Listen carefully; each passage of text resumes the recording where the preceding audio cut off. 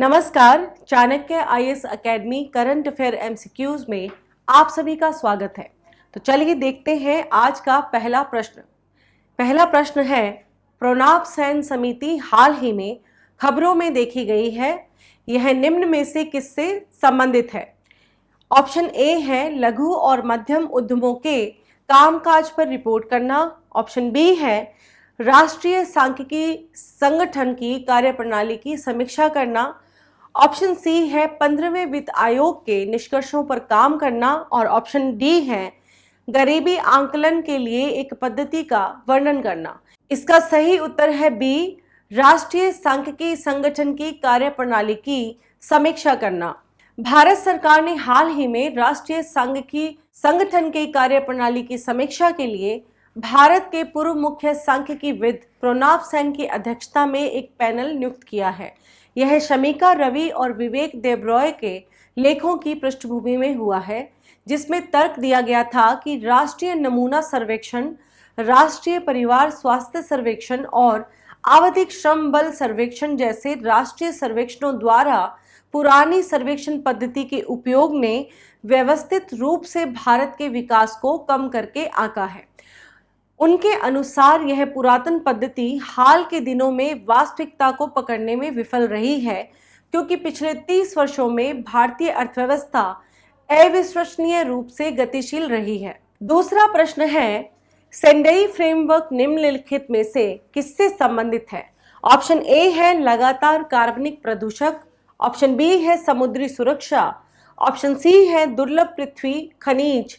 Option D है आपदा जोखिम न्यूनीकरण। इसका सही उत्तर है ऑप्शन डी, आपदा जोखिम न्यूनीकरण। सेंडई फ्रेमवर्क उन उपायों को अपनाने पर केंद्रित है जो नए जोखिम के निर्माण को रोकने, मौजूदा जोखिम को कम करने और लचीलापन बढ़ाने के लिए आपदा जोखिम के तीनों आयामों अर्थात खतरों के संपर्क, भेद्यता और क्षमता एवं खतरों की विशेषताओं को संबोधित करते हैं। सेंडई फ्रेमवर्क मार्गदर्शन के लिए 7 वैश्विक लक्ष्यों की रूपरेखा तैयार करता है और जिसके आधार पर प्रगति का आकलन किया जाता है। सेंडई फ्रेमवर्क मॉनिटर एक ऑनलाइन टूल है जो 7 सेंडई फ्रेमवर्क वैश्विक लक्ष्यों के लिए 38 सेंडई फ्रेमवर्क संकेतकों के एक सेट के विरुद्ध स्वयं रिपोर्ट प्रगति डेटा को कैप्चर करता है। ये संकेतक प्रगति को मापते हैं और जोखिम और नुकसान को कम करने में वैश्विक रुझान निर्धारित करते हैं। अब हम देखेंगे आज का तीसरा प्रश्न। तीसरा प्रश्न है, किस संस्था ने राष्ट्रीय बहुआयामी गरीबी सूचकांक जारी किया है? ऑप्शन ए है आरबीआई। ऑप्शन बी है एनएसओ। ऑप्शन सी है नीति आयोग और ऑप्शन डी है नाबार्ड। इसका सही उत्तर है ऑप्शन सी, नीति आयोग। नीति आयोग द्वारा हाल ही में राष्ट्रीय बहुआयामी गरीबी सूचकांक का दूसरा संस्करण जारी किया गया है। नीति आयोग की एक रिपोर्ट के अनुसार मार्च 2021 तक 5 वर्षों की अवधि में स्वास्थ्य देखभाल, शिक्षा और जीवन स्तर में प्रगति के आधार पर उल्लेखनीय 13.5 करोड़ व्यक्ति बहुआयामी गरीबी से बचने में कामयाब रहे हैं। इस अवधि के दौरान उत्तर प्रदेश, बिहार और मध्य प्रदेश में गरीबी में सबसे तेजी से कमी देखी गई है। आज का चौथा प्रश्न है, हाल ही में किस राज्य ने गीग वर्कर्स सुरक्षा के लिए विधेयक पारित किया है? ऑप्शन है ए उत्तर प्रदेश। ऑप्शन बी है राजस्थान। ऑप्शन सी मध्य प्रदेश और ऑप्शन डी तेलंगाना। इसका सही जवाब है ऑप्शन बी, राजस्थान। राजस्थान विधानसभा ने गीग श्रमिकों को सामाजिक सुरक्षा प्रदान करने वाला एक विधेयक पारित किया है। राजस्थान प्लेटफॉर्म आधारित गीग वर्कर्स विधेयक गीग श्रमिकों को कुछ अधिकार प्रदान करता है, जैसे कि राज्य के साथ पंजीकृत होना, सामान्य और विशिष्ट सामाजिक सुरक्षा योजनाओं तक पहुंच होना और किसी भी शिकायत के लिए सुनवाई का अवसर होना आदि। राजस्थान कानून का एक महत्वपूर्ण घटक प्लेटफॉर्म आधारित गीग वर्कर कल्याण बोर्ड की स्थापना है।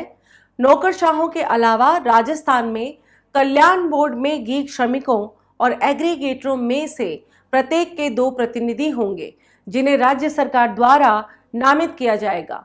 राजस्थान विधेयक के अन्य प्रमुख प्रावधान ये हैं कि यह राज्य में सभी गीग श्रमिकों और एग्रीगेटरों को पंजीकृत करने का प्रयास करता है और राज्य सरकार गीग श्रमिकों का एक डेटाबेस बनाए रखेगा और उसमें प्रत्येक के लिए एक अद्वितीय आईडी तैयार की जाएगी। राजस्थान विधेयक का एक अन्य महत्वपूर्ण घटक प्लेटफॉर्म आधारित गीग वर्कर फंड और कल्याण शुल्क भी है। आज का 5वां प्रश्न है, महादेई वन्यजीव अभयारण्य किस राज्य में स्थित है जिसे बाघ अभयारण्य बनाने का प्रस्ताव है? ऑप्शन ए है महाराष्ट्र, बी है झारखंड, ऑप्शन सी है गोवा और ऑप्शन डी है आंध्र प्रदेश। इसका सही उत्तर है ऑप्शन सी गोवा। महादेई वन्यजीव अभयारण्य दक्षिण भारत के पश्चिमी घाट में भारतीय राज्य गोवा में 208.5 किलोमीटर संरक्षित क्षेत्र है। यह उत्तरी गोवा जिले संतारी तालुका में वालपोई शहर के पास स्थित है।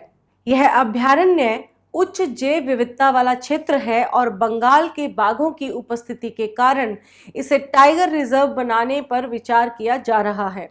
बॉम्बे हाईकोर्ट की गोवा पीठ ने गोवा सरकार को राष्ट्रीय बाघ संरक्षण प्राधिकरण के संचार और गोवा वन विभाग द्वारा तैयार की गई योजनाओं में संदर्भित महादेई वन्यजीव अभयारण्य और अन्य क्षेत्रों को 3 महीने के भीतर वन्य जीव संरक्षण अधिनियम के तहत एक बाघ रिजर्व के रूप में अधिसूचित करने के निर्देश दिए हैं।